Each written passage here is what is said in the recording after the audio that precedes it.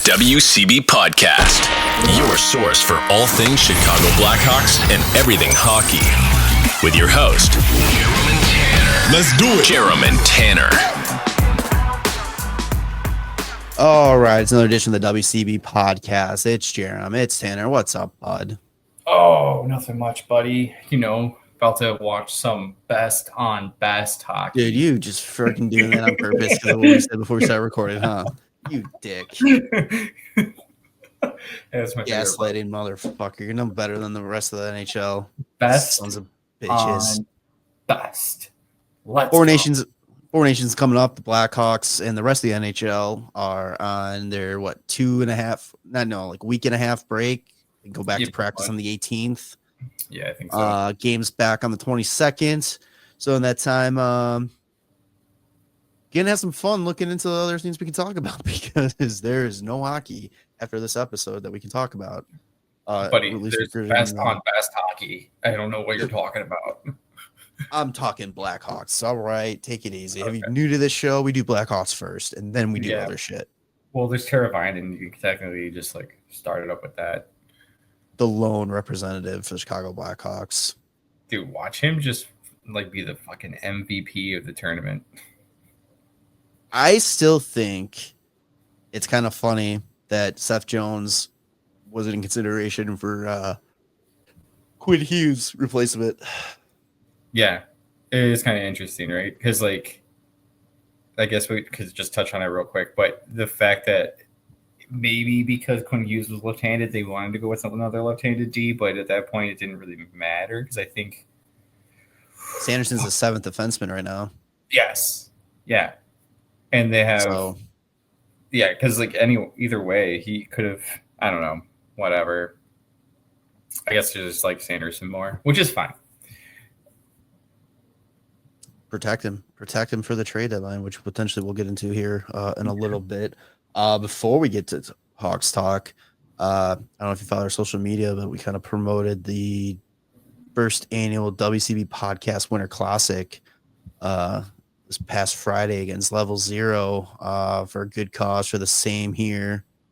Or is it Same You? I already forgot what it is. Same You Foundation. Mm-hmm. Great time, fucking freezing. But the main thing is I survived. It's the first time skiing in almost 2 years and I didn't die out there. I mean, I didn't look great. Tanner, you're with the fucking Patty Kane backhand goal at one point. No biggie. Awesome. But no, good time. And hopefully we'll get some more hockey stuff that we can actually do and promote a little bit. I think that was a blast and definitely want to do that again. Oh, 100%. It was so much fun. Just a little disappointed we lost. Yeah, it was close. I mean, you got to give it to them. The fucking kid dives out face first to block a shot in a fucking charity pickup game. God damn! At least you. Yeah, exactly. I'm the one that took the shot. He lays out, and I'm keeping it low because I didn't want to hit anybody in the head, anybody high, because if the goalie pulled. And as soon as it hits him, I just go, "Who fucking dives in a charity game? What the fuck?" Oh, that was a move. Sicko shit right there, but love to see it. All right. Well, with that being said, let's jump into the last week of Hawks games. 3 games took place since we last recorded. Actually, I didn't get to watch 2 of them, and I only watched parts of the third one. So the first one was Wednesday night against the Edmonton Oilers. This was a 10 p.m. start in Chicago, essentially. It's so freaking late. I think it was 8:52 puck drop. Yes. What you take it away, man. You take it away for this next 2 games, obviously. So that game against Edmonton, it was actually kind of funny because I was like, there's no way I'm staying up for this game. And I convinced myself I wasn't going to, and then I ended up staying up for it. I kept waiting for myself to fall asleep. Fuck, man. I feel like the 2 more recent games are just in my mind so hard that this game is not on my brain. Well, here, we'll just go through the goals real quick. Yes. First period, no scoring in the first period. Then second period, M&T gets on the board first. Victor Arvidsson. Then Lucas Reichel ties it up with a nice tip in. I believe that was from a Teravainen shot. Yeah, it was a gorgeous tip in with 6 seconds left in that first period. I was just like, second period. Oh, second period. Sorry. It was a good look. But yeah,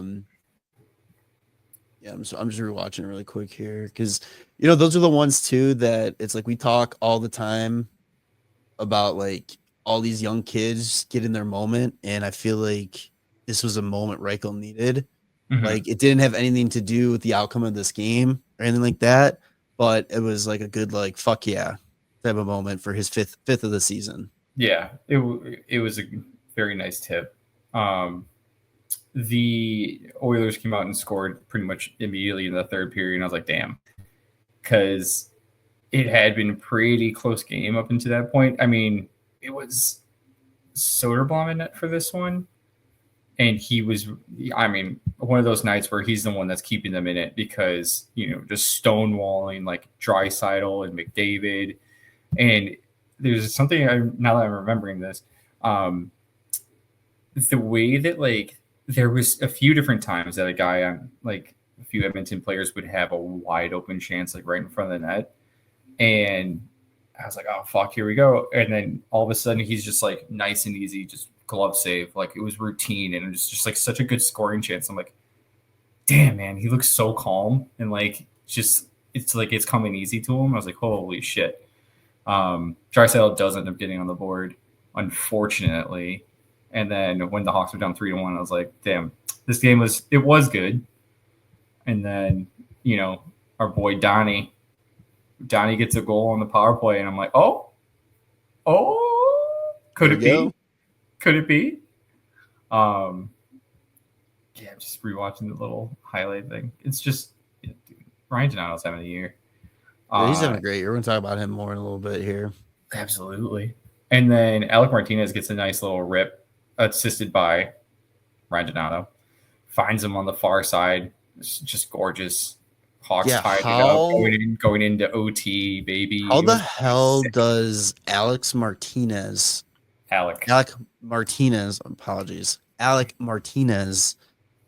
get so fucking wide open? Like, do they really just think he's just not that big of a threat? Like, I think they're all just puck watching. Yeah, that's pretty much what it is. But that, I think this was I can't remember now, but like if this was the first game or not of a first full game of having Donato, Slaggert, and Bedard on the same line. Yeah, I believe so. And it works. It has been working a little bit. Dude, like Slaggert is literally like Hagel. Maybe not as much of a scoring touch, but he is always in the face of the defenders on the forecheck. He's flying around the ice. Like, gotta love it. It was I was so disappointed that the Hawks got that too many men penalty in OT, and I was like, oh, this game's over. Like, there's no fucking chance, dude. Talking about Slaggert though, really quick. One thing I did notice from watching like replays and kind of like social media and just people talking about the game, Slaggert played McDavid amazingly. Mm-hmm. Like he did a great job shutting him down, not giving him a lot to work with, which really says a lot. Like, I mean, to be able to shut down McDavid and not let him just embarrass you out there. It's interesting that, yeah, I mean, it's interesting that you said that he reminds you of Hagel, because that's exactly the type of, like, exactly what he did and still does for Tampa. So yeah, I really fucking like that kid. I really hope that they truly believe that he's part of the long-term of this team. Yeah. I'm looking at the shift chart, and I mean, Slaggert was literally out there pretty much every shift that McDavid was out there, at least for the first like half of the game. Well, and McDavid was held off the scoreboard up until the overtime winner, and I don't think Slaggert was out there for that. No, but it's not much you're going to do out there. That was Well, fully yeah, no, I'm just, Seth but I'm just Jones, saying though, like that just shows like what he was being able to do against McDavid. That it took a power play in overtime for him to get on the board. That's true, and we did it without our actual McDavid shutdown guy, which is Jason Dickinson. He only played 7 minutes, and then he left the game. Oh yeah, this is the one he got hurt with. Ended up being a high ankle sprain, and yes, it sucks to say it, but it's like this Four Nations break couldn't come at a better time for him because now he's got 2 weeks essentially to rest up. They said they're going to evaluate him once they get back after the break to kind of see where he's at.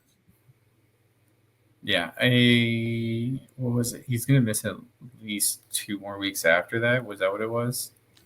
See, I was kind of confused by the wording because I don't know if they said he was going to miss 2 weeks. If it was like from the time of injury or like the actual 2 weeks, or if it was like 2 weeks of actual hockey play. It says he's week to week here, and an estimated return March 3rd. So that would be 2 weeks. Oh, here we go. So interim head coach Andrew Sorensen said Friday, which was maybe I'm assuming this past weekend, that Dickinson is expected to miss a couple weeks after the Four Nations face-off. I didn't see it worded like that. I just saw a couple weeks. Ben Pope said that. Okay. So that's unfortunate. I mean, he's definitely one of our best defensive forwards right now on this team, and in the season we're having, you gotta really take advantage of all those when you can. Yeah, just enjoy them. The other big story out of this one, and I don't know if you want to save it to talk about its own thing or you just want to talk about it now since we're talking about the game, is the controversial TNT intermission report with Biz Annette. Yeah.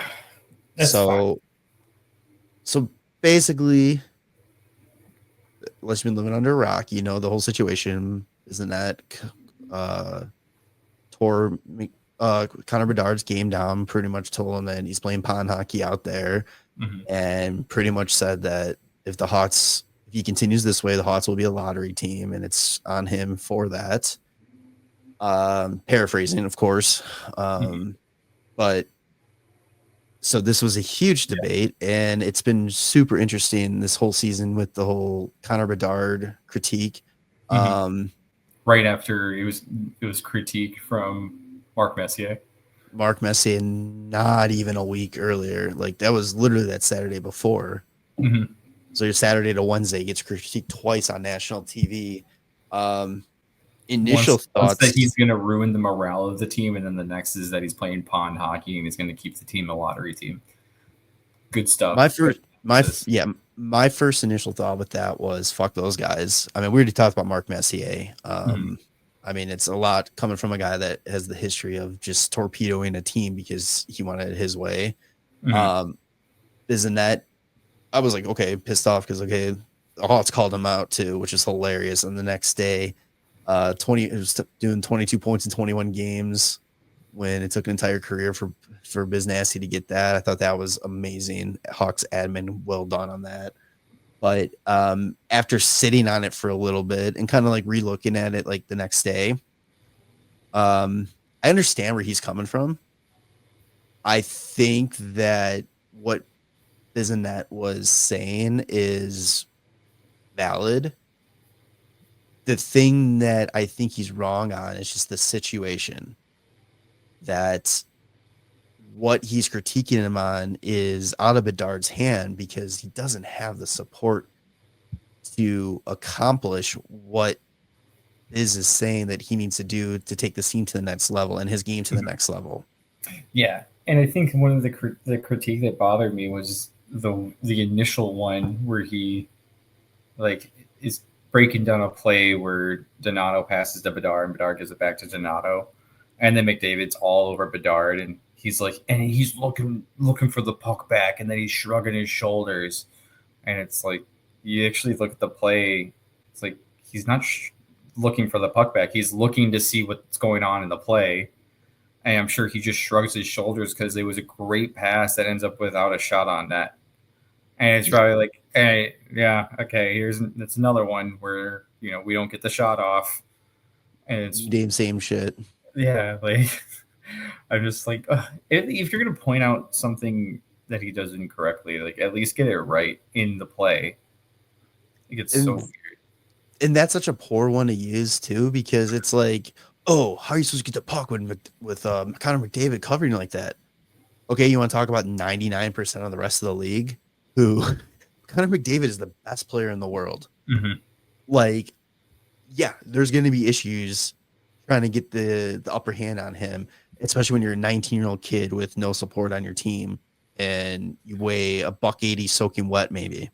I'm wondering. I'm so curious about like, what does the team feel about all of the criticism towards Bedard, and then the fact that the criticism always ends up with he's got nobody on his team. Like, can you imagine being anybody on the team and just being like, damn, like everybody thinks that we are fucking no one. I think though, like you have to be self-aware. I think that if the Hawks, they know what they are. They have to know what they are. Like, can they be doing better? Like, are they more? Yeah, of course. But at the end of the day, you're in 31st place in the NHL. You you have this kid who is out here literally showing highlights that they're critiquing him on, that he's not doing certain things. And it's highlights of him skating around people, looking with nobody around him open to give him options out there. Like, like they have to be self-aware. And if they're not, that has got to be the most delusional group of players probably in the NHL.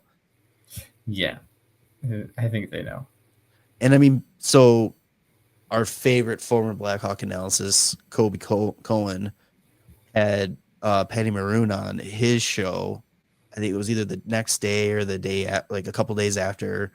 And pretty much Patty Maroon was just like, he's a 19-year-old kid learning his way in this league. He's like, do we want Connor Bedard doing this? Like, trying to deke the puck all the time, or do you want him chipping the puck in every time and chasing? He's like, Connor's game is the flash, the skill, and it's like, you don't want to hinder that. You need to he needs to learn when to use it and when not to use it. Which I thought, say what you want about the big rig, man, but that was probably like one of the best like explanations for exactly what the situation is, other than, oh, he's got no support.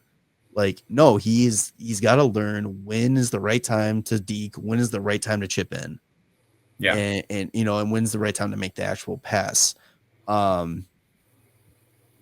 Yeah, it's so crazy to me. And then you got like Frank Cervelli talking, which when you agree with something like he really says, then something's fucking crazy, because usually I'm like not a big fan of his takes, but he went for the throat, kind of talking about like there's never been a player with the generational tag like Bedard and getting critiqued the way that he is.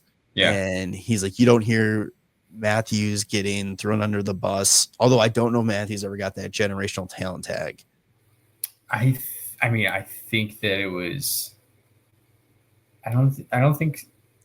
It's hard to remember, because at the time, some people did try to make the argument that Laine could possibly go first, and everybody knew it was going to be Matthews. And then his first game really set the bar, though. 4 goals. Yeah.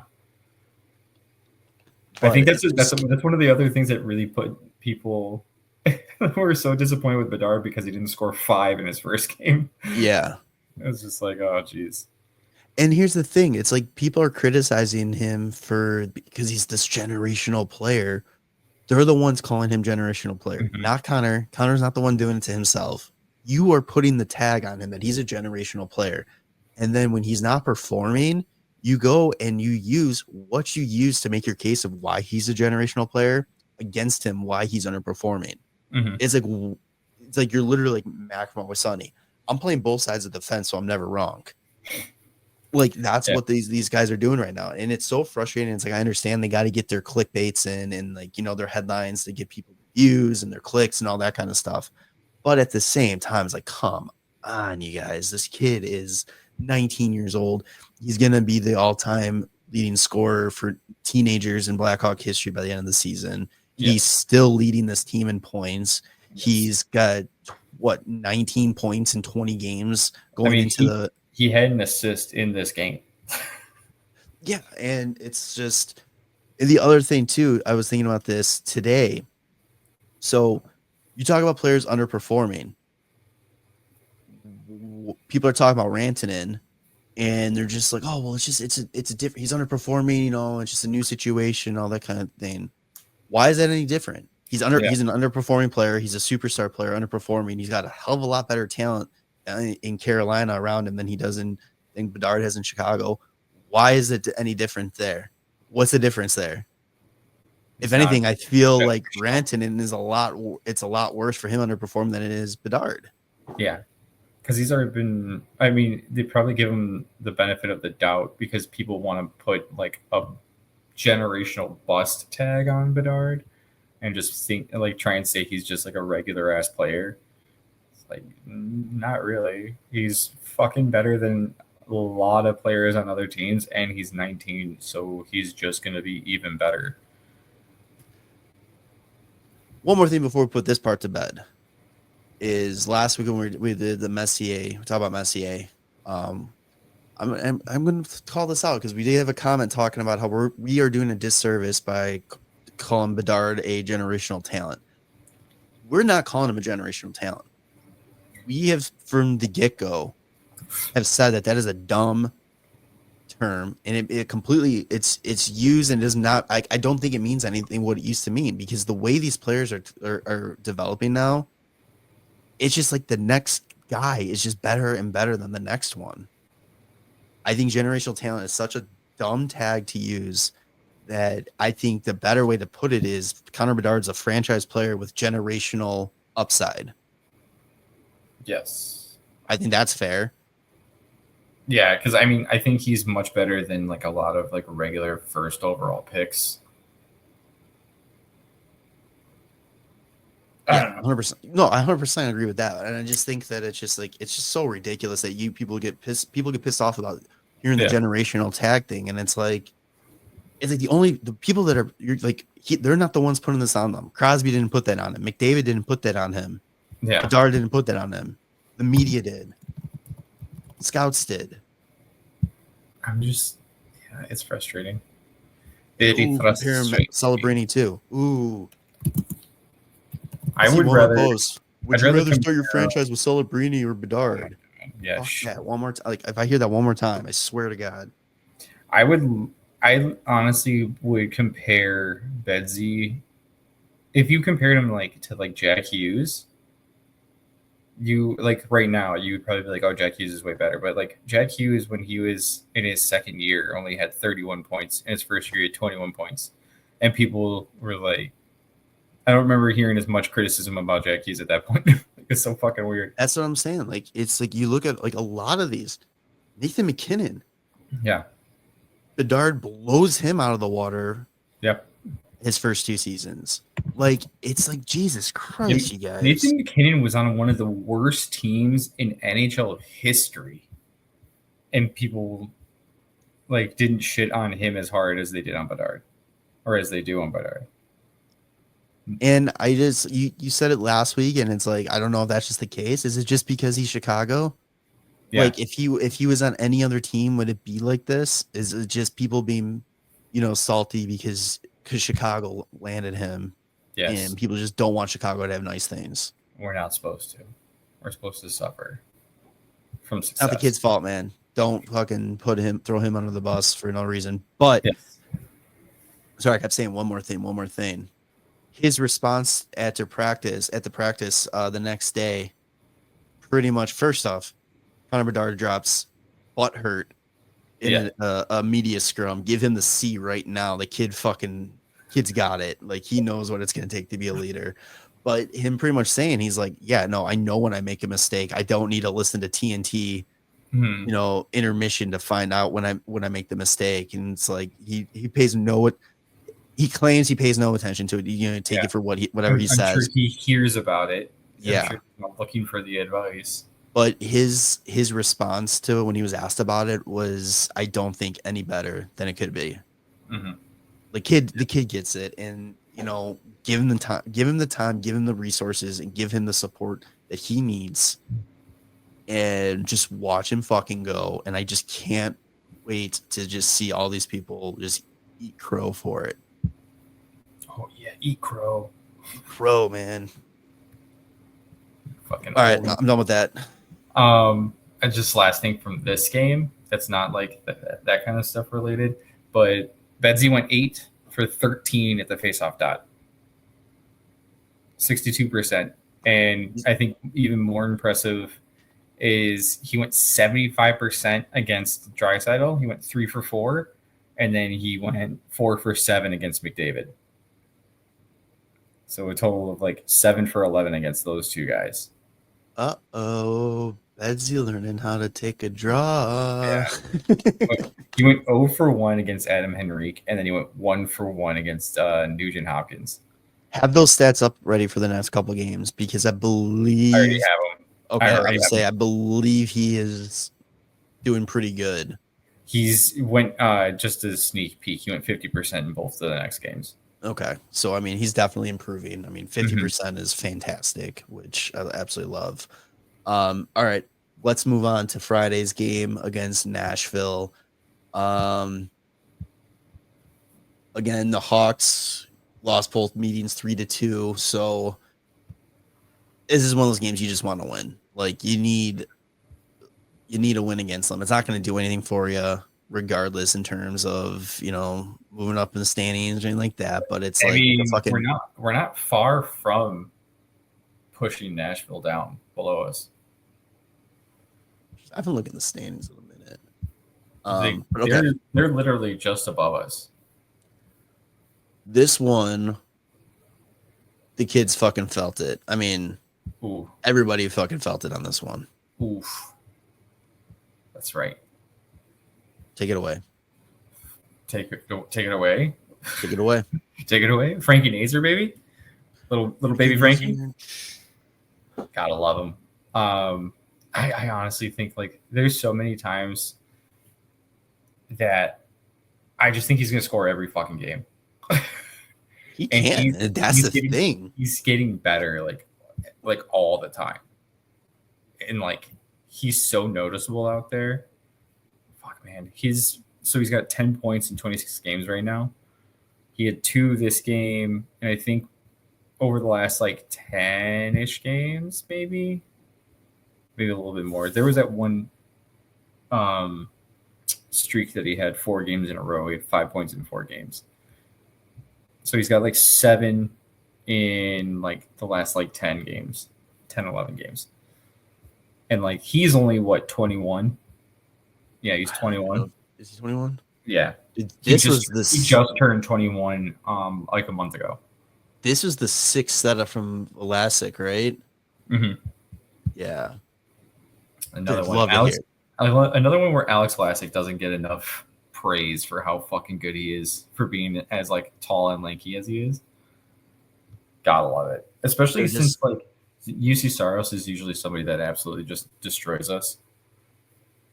And the fact that they put up 6, love it. Spoiler alert. Yeah. I didn't actually get to see this because we were getting ready for our game. I saw this like the third period. But okay. I missed the first couple. I saw, what did I see? I don't know. I saw Donnie's goal. Ryan I actually did see Maroon's goal. Mm-hmm. From like the goal line extended area. Yeah. It was just a rebound, good spot, and just caught Saros out of position. I mean, fucking good for the Big Red. His third of the season. And then the second period was all Chicago. Mm-hmm. Was it 5 unanswered goals at that point? When into the third, it became 5. Yeah. Bedsy Donato Jones on the power play. Was that a Bedsy 1T or which one was that? rewatch it. Yeah, he crosses with Seth Jones at the blue line, and then he gets a pass back over from Donato for the one-timer. Or it might not be a one-timer. It might just be like a quick shot. But it was good movement on that this play. was exactly like the play that Biz was critiquing him on. It was the pass over Donato, floats over to the side, face-off dot, and then the 1T. And that one felt personal because he fires it in, absolutely amazing shot, and he doesn't celebrate. Like he just stands there and he points at Donato, and that was about it. That was personal. That was a big F you to Biz right there. I love it. I feel like that's like things that Kaner would do when gets set up really well for a goal. He doesn't celebrate. He just fucking points at the guy who made the pass. But that's absolutely the play. It is absolutely the play. It still like blows my mind watching him take these one-timers because it's like it doesn't look like he gets a lot on it because his stick is so whippy. But man, dude, it fucking just flies off that stick. Yep. Like it's so deceiving at like his shot when you see him take the shot and you're like, oh, that sucked, and then he's just like, yeah. Jesus Christ, he really zips that biscuit. Oh yeah. Ryan Donato, career high, 17 goals. Fucking right. He had two this game. 18 goals, career high. Yes. Well, that set his career high. Oh, okay. He had two goals, 2 assists this game. Just having a fucking phenomenal year, dude. That was his first career 4-point game too. That makes sense. Like, I don't think he's really gotten the opportunity like he has this year. Except, it's crazy because last season, start of the year, first line, Taylor Hall, Ryan Donato, and Connor Bedard. And then I don't know how long it lasted, but Donato didn't really see first line time again until this season recently. And he's been, up and down the lineup and still putting up points all year. What does he have? Like 18 goals, 18 assists? Donato? Yeah. He has 18 goals. He's got 37 points, so I think it's 18-19. 19-18. Yeah. Mm-hmm. He's got fucking 6 points in his last 4 games. No, sorry, 8 points in his last 4 games. Gotta love Donnie. Yeah, I mean, even Seth Jones gets on the board on the power play. That power play, that goal was just fucking amazing. Bedard with the great pass from the corner to Donato, and now with a nice little touch pass to Jones, who just essentially just taps it in. Like it's, again, this is kind of what we talked about last week after the Florida game. It's the perfect example. Like, it's so frustrating because like this is the type of game this team can play. They can they can do it. They can compete. They can play well. It's just consistency. Yes, because dude, they made it look so easy. It's crazy. Also, that goal was that assist by Donato was his 200th career point. Oh no shit. Yeah, dude. And then he gets career point 201 in the third period, about halfway through. Another assist from Vlasic.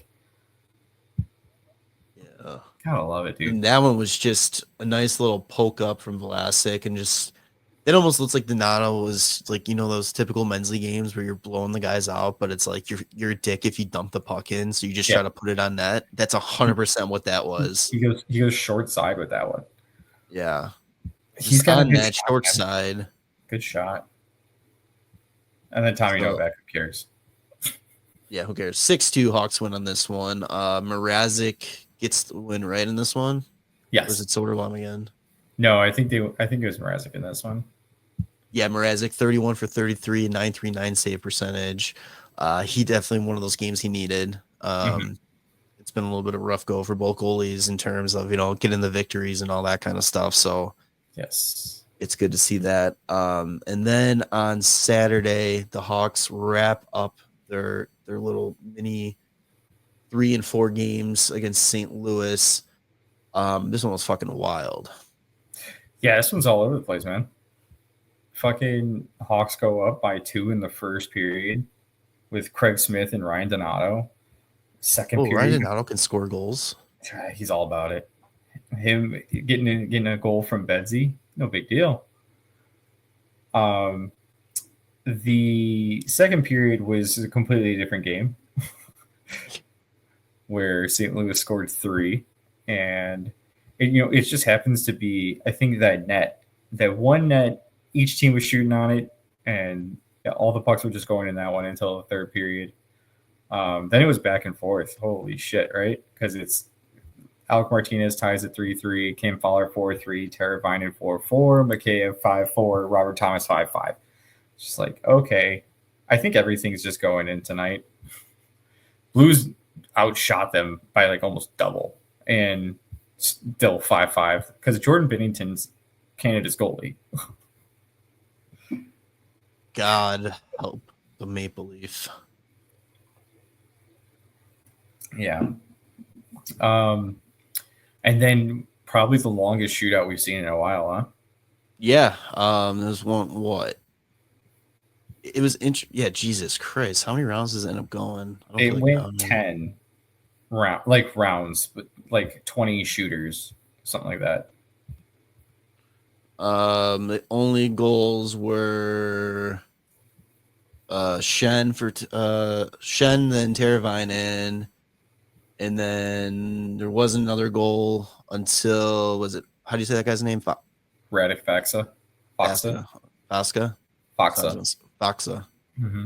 That's what okay. You know what's funny? Going into the shootout, there was the stat that they pulled up that Soderblom had made 0 saves in his previous shootout attempts and was 0 for 9. Yeah, so Robin Lehner. It was absolutely hilarious. So he made his first save, and then he lets in a goal. It's like, all right, well, at least he got one. Yeah. And then he proceeded to make like 8 more saves. Let's see, 1, 2, 3, 4, 5, 6, 7. Okay, so he made 7 more saves. So 8 saves in total to bring his shootout percentage to 8 saves and 11 goals rather than 0 for 9. It's just, I think it's just hilarious that it's like, all right, let's bring it back up to near 50%. That's insane. In one shootout. Yeah. That's dude, insane. This shootout was just so bad. It was like, I fucking like, I can't remember. I think it was Donato, which unfortunately, because he's been doing so well, but he just made too many moves. Like he had Binnington, and he made too many moves, and like it could have been over. It felt like teams were all like this. Both of these guys teams were like, all right, 4 Nations break starts tomorrow. Yeah. Phone it in. Somebody just score. Let's end it. Yeah. Dude, I was surprised to see Tyler Bertuzzi going 10th. And then I saw the attempt that he made, and I was like, oh, that makes sense. And he was not in the top like 5. Oh, you're saying like you're surprised that he wasn't higher? Yeah.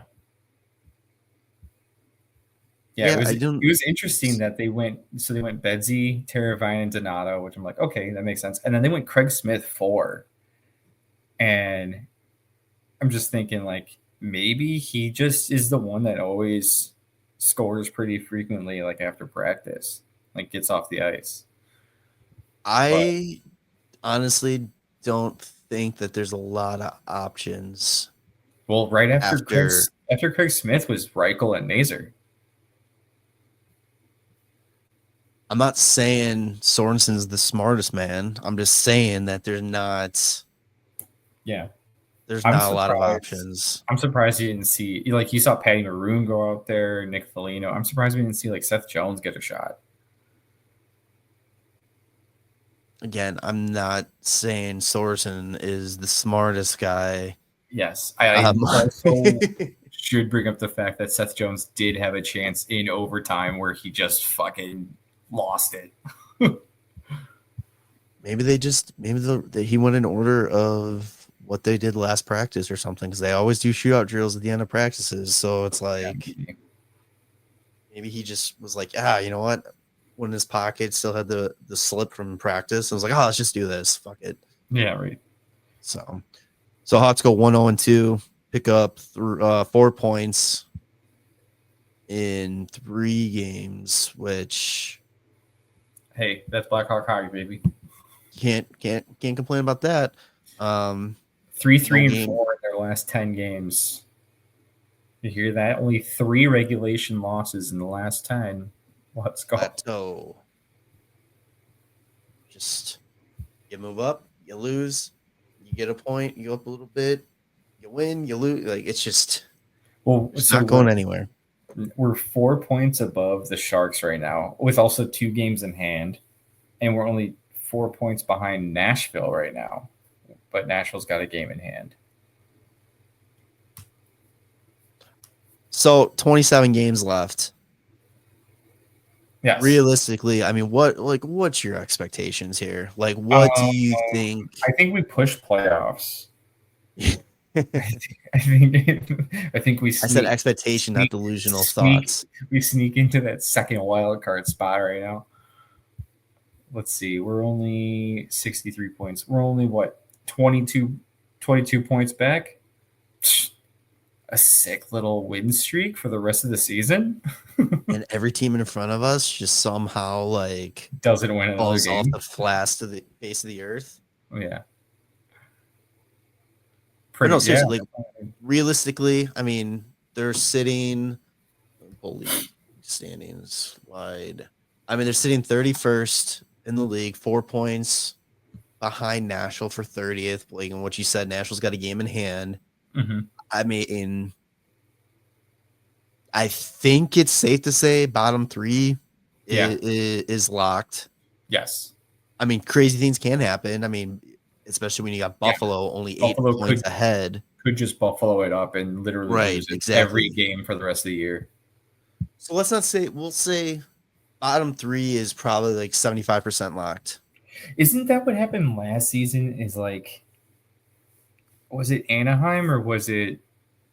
It was either Anaheim or San Jose. Like we were kind of like in last, and then they didn't win a game for like 12 in a row. Anaheim went on a fucking heater of a losing streak. Yeah, like it was like almost like a month and a half or something like that without a regulation win. Yeah, right now fucking San Jose is 1-8-1 in their last 10. Yeah, those precious little San Jose Sharks. Oh, but they're so much better off than the Hawks right now with their rebuild. Yeah, they're doing great. You know what's insane? I know it's completely off topic. Looking at this, the Ducks are only 9 points out of a playoff spot. The Ducks are 500 right now. That's fucking insane. Good for them, honestly. If you let's see, let me sort this by points percentage. Ugh, I hate that it doesn't keep that. Let's see. 1, 2, 3, 4, 5, 6, 7, 8, 9. So the Ducks are like 22nd or 23rd in the league in points percentage. Pretty crazy. And they might still move, or I'm sure they're probably going to still try and move Gibson. I mean, they got their guy now, but I think they're a lot more. Yeah, they're a lot more comfortable moving Gibson now, I think, because it's pretty obvious. That's like one of those things I think would be better off unless you get to the point of trade deadline time and the offer is good enough. I would just hold on to him until the offseason. You know what I mean? Like, I think if Carolina has the space, they make that move, because like if you're trying to win it all and you're not sure about your goaltending being healthy enough, but like you're trying to make those that push, it's like you got to do something to solidify that position if that's the one thing that's going to be pulling you back. And also, the fact that Carolina might still end up trading Mikko Rantanen again, fucking hilarious. Because if he doesn't have an extension in place, then they're just kind of like, we're not going to get fucking Jake Gensel again. Can we offer you a nice Ryan Donato in your time of need? Oh. Ryan Donato for Rantanen straight up. Yeah. I mean, We'll throw in the Maple Leafs first round pick. Fuck it. No. No. But no, Oh, Gibson, I heard, according to Friedman on 30 Thoughts, like his two places that he has said or been open to is Carolina and Edmonton.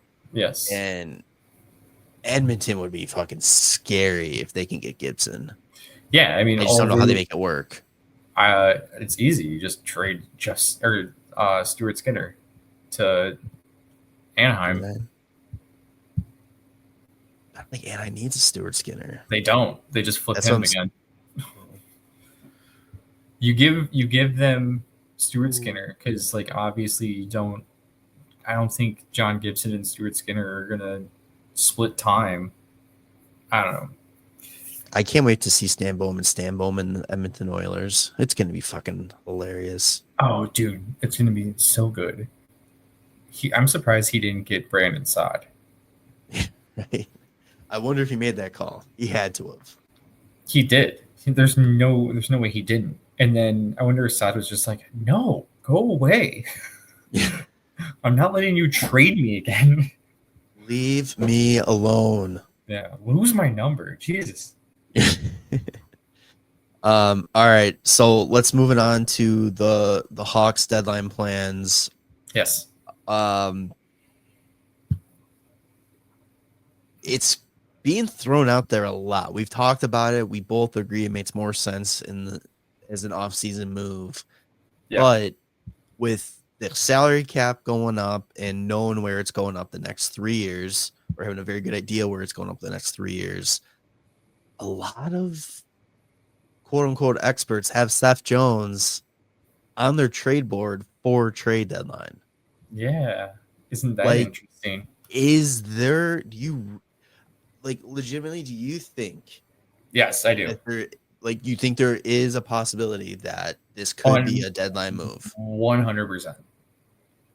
I think it could be a deadline move, and I think that it could be no salary retained, and I think we could get a good return.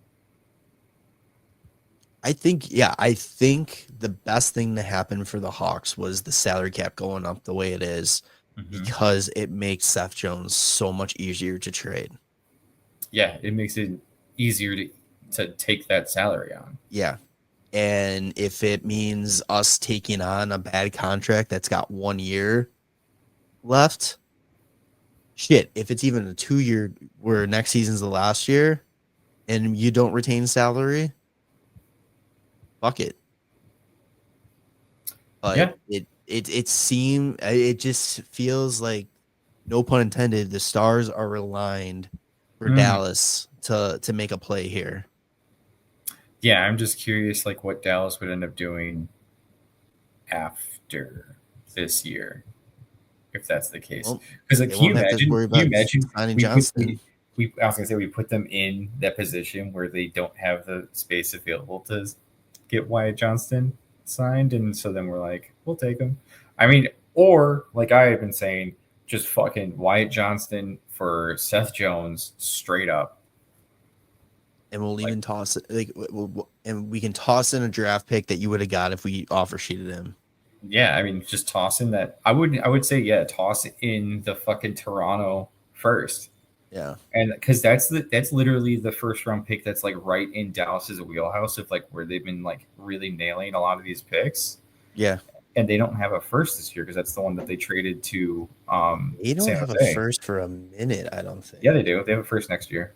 Oh, they do have a next year? Mm. Okay. Yeah, it's New York, I think, that's traded. It might be. Oh, New York's got one next year too. Who am I thinking of? Florida, probably. No, yeah. I mean, I know Florida. It's so funny to see a hockey club on here. Yeah. But yeah, I mean, if like for whatever reason it doesn't work, and they need to, like, dude, if they wanted to fucking give us, like, I don't know how Matt Dumba's been doing in Dallas, but he's got another year at 3.75. And if they kind of are like, well, we got to like shed some salary, he's got 36 games played and 4 points. I would absolutely just take on Dumba just for next year if we give them Jones and we get Wyatt Johnston. What's interesting too is that, I mean, theoretically they could make the move and not have to worry about the cap situations until the summer if they put Heiskanen on LTIR, which they have to be, given the fact that he's month to month and he's not going to play until after. Yes. So that'll be extra. I mean, because right now they have. When's his estimated return is March 31st. Yeah, and that's well past the deadline. Yeah. But it's like all they have to do is be like, oh, you know what? He's only looking good actually for game 1 of the Stanley Cup playoffs. Fucking Vegas does it every goddamn year with Mark Stone. Fucking, I don't give a shit at this point. Until it's fixed, I want teams to take advantage of that. Just as a so it's not you one to team. Vegas. Yeah, so it's not one team doing it. Yeah. But can you imagine your top pairing of Miro Heiskanen and Seth Jones? Dude. That's kind of sick, huh? It's a little scary too that would be in play for the next few years. That's fine. It doesn't matter. I don't think Seth Jones and Miro Heiskanen would be the ones holding us back from. No. I'm just saying though. Just that's one of those things where it's like seeing that up to 4 times a year. Mm-hmm. It's a little like God damn it. But yeah, I mean Seth Jones' contract is 1 year longer than Heiskanen. Yeah. I mean, technically, I don't know. He's making the same amount that Jamie Benn is making. So if you're not signing Jamie Benn next year, then that money is just transferred over. Basically, they are signing Jamie Benn, but it's not going to be a massive because I think James Neal. Yeah. It's pretty much said they told him he's like, as long as you want to play, you're a Dallas Star for life kind of thing. Mm-hmm. So I think he's coming back. It's going to be like a Joe Thornton style thing. I think it's going to be 1 year lower end and stuff like that. Oh yeah, that Joe Thornton deals where they were just like, here's $6 million 1 year, here's 900,000 the next, here's $4 million this year. It's like, what the fuck is that? Or just massive like signing or performance bonus stuff and all that. Mm-hmm. But, where it gets pushed in next season. Yeah, that's gonna be interesting if he is really in play. Mm-hmm. And it's just I'm very curious to see what KD does, because I mean, like I'm not one of those guys where it's like, oh, if he doesn't, he's got to make the right moves or blah blah blah. It's like him getting rid of Seth Jones's contract is going to be good, as long as he doesn't retain a lot. If he does, if he retains like a little bit, I get it. I understand. Bring it down a little bit. I totally understand that. But if he ends up, he can't retain like a shit ton of money, and he can't package a lot with it to move him. Yeah. That's like my main 2 things. Anything else, I'm thrilled with. I wonder, like, what if it was Seth? Like, I mean, other than Dallas, right? Like, you can do maybe Seth Jones for like Mitch Marner if they don't have an extension in place and they don't want to lose him just to free agency. Man, I still don't want Marner. Yeah, I don't either. But I feel like that's something is just because of the whole Toronto situation. Like, if he came here, I'm sure he would absolutely just light it up with fucking Bedsy. Yeah, my issue with Marner is what he kind of offers. It's like we already have with Bedard. It's like I feel like we need more complementary pieces to take that next step. You know what I mean? So I'm thinking, like, even the other thing with Marner too is like you could split them up and have like Nazer and Marner, and then Bedsy and whoever else. Marner's gonna sit back and be a 2C or second line player. I don't think guys are as worried about being a second line player if they're like top line power play and playing. I think, does he not play the penalty kill? I'm not sure. I thought I've not been paying attention. And like you're just getting pretty much similar ice time, and depending on the situations that you're playing in. I mean, my whole thing too is like, yes, we have the cap space. I want it to be used smartly. Mm-hmm. I just don't want to throw stupid money out because the fan base is crying that we don't have any big name or star powered players out there. You don't need those guys. Yet you build it from within, and you bring in the guys like the Hosas, the Sharps, and all that. You know what I mean? Like that's who you go out and you trade for and you sign, type of thing. What if we just sent Seth Jones to Tampa?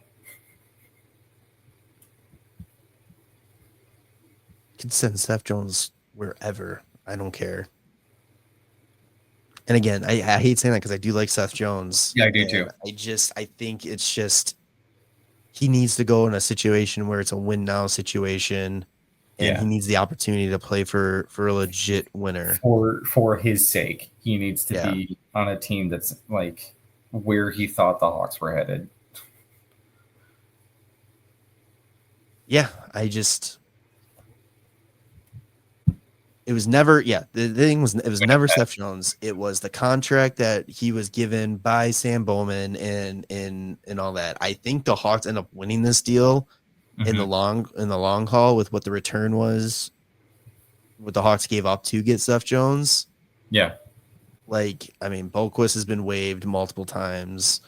I don't really think is kind of an player.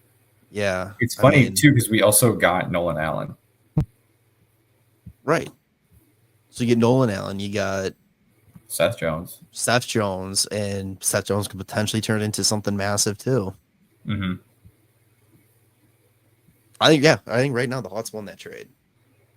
Yes, I agree. So, agree. Last thing, we're going kind of long here. So last thing we'll talk about is deadline plans. Is what makes a Ryan Donato trade worth it to you? A top end prospect or a first. I feel like he's so good for this team that if anything less than one of those two things is just like not, I feel like you're just hurting the team at that point. It's so funny that we have these takes on Seth Jones and then these takes on Donato that are like they could possibly honestly fetch a similar return, but I think based on their positioning, because we do have a bunch of defense where we're trying to, open up the logjam a little bit versus we're not really offensively gifted and we are struggling to find guys that can play in the top six. And he's shown this year that he can absolutely do that. But that's the issue is that he's having a career year and a contract year. Yeah. And it's kind of like, that's just juicy fucking trade bait. And I just personally, the dad in me is like, somebody get this guy a long-term deal so that he can settle down because he has a newborn. Like, fucking, come on. Yeah, no, I get it. I don't know. Did you bring this up on the show or did we talk about it outside? Packaging him up with Alec Martinez and almost doing like a San Jose thing, and then how they did Granlund and Cece, and they got a first out of it. Oh yeah. I just think I think with his recent play too is like he's picking it up even further.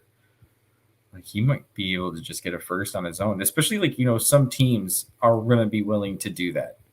Yeah, like Tampa is always a team that's willing to spend first round picks on guys like Donato who are having a great year. Their contract is very low. He's making $2 million. And it's just like you can slot him in wherever you want in the lineup this year. And he's going to play very well. So here's my question too. Given what we know about what this draft class is, that after like the top 5, top 10, it's kind of a weaker class. So realistically, who you would get a first round pick from, you're essentially looking more at like a second round pick. Is that worth exploring the trade, or is it at this point makes more sense, especially with this the way he's playing and this team wanting to move on to the next level, just keeping him and signing him to some sort of contract extension? That's what I would prefer. But the other thing too is like you could get him for a future first. Like it doesn't have to be this draft. Like we could also get another one for next year. And like that's just going to help fill out our future with this team even further.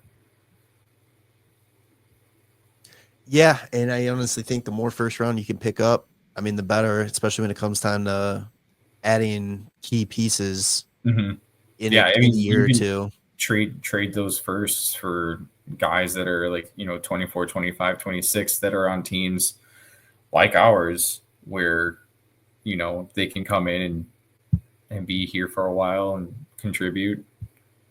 I mean, what's interesting with the Hawks situation too, and we've kind of talked about it, is over the next 3 drafts, they have 14 picks in the first 3 rounds. Hell yeah. And it's like you'd be shocked if they use all of those in terms of, drafting and it's going to be more, I think, trade bait, especially probably it's definitely 2026, 2027. Moving up in the draft easily. Yeah. That's what they did with last year with some of their picks is they moved from 20 to 18 by moving a few picks. They moved up into the first round for a 3rd pick by moving some picks as well, like a package to Carolina. Yeah. But yeah, the Hawks have a ton of picks that they can get rid of. Potentially could help us in the top 10 twice this season or this draft too. You never know. Yeah, that would be nice. I'm wondering, I don't think any teams that are like a surprise team in the standings, I don't think there's anybody like that that's owning someone else's pick, is there? Or maybe Nashville. But like I don't think Nashville's moving on. Nashville's got 3 picks in the first this year. Yeah. And they're Vegas and Tampa, and then so those aren't the late firsts, and then a top 3. That would be pretty interesting, though, as if they would be interested in moving that very top pick.